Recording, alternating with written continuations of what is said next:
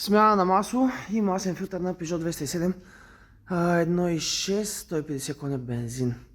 Така, маслото отдолу, пробката развиваме и източваме маслото с този ключ. Ползваме, това е шестостен. Така, масленият филтър. Масленият филтър се намира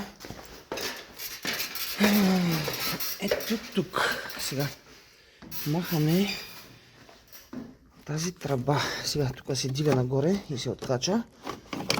Този край също се завърта и излиза без да махаме нещо друго. Сега филтъра се намира ето тук. Ето го.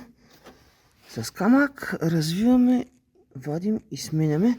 Сега колата няма горевен филтър. Предполагаме, че има някакъв филтър в резервуара.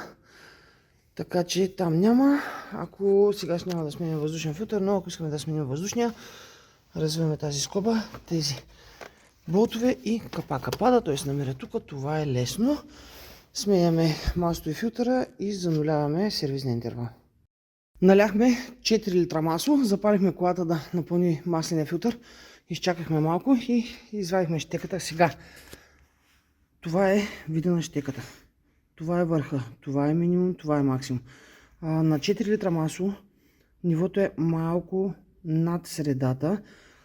При тази щека, която е като пружина, метална, трябва, когато вкарате щеката и я извадите, веднага да погледнете, тъй като маслото пропива в тази спиралка и не се забелязва, но в началото, когато извадите щеката, ще вижда много отчетливо.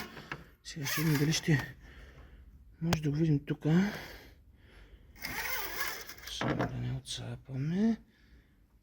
Да, вижда се къде е под тъмната част и доста бързо изчезва, така че по принцип му дават до максимума 4,25. За сега сме наляли 4 и ще наблюдаваме как се държи. Сега, зануляването на сервизния интервал става последния начин.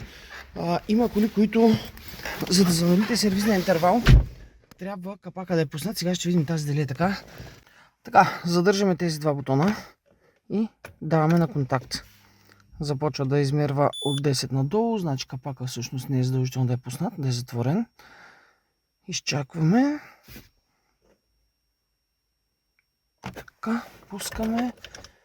Даваме на ново контакт и проверяваме новия сервизен интервал.